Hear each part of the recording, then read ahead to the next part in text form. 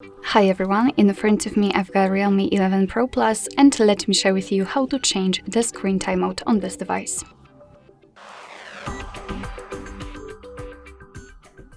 So firstly, let's enter the settings, and then we have to scroll to find the display and brightness.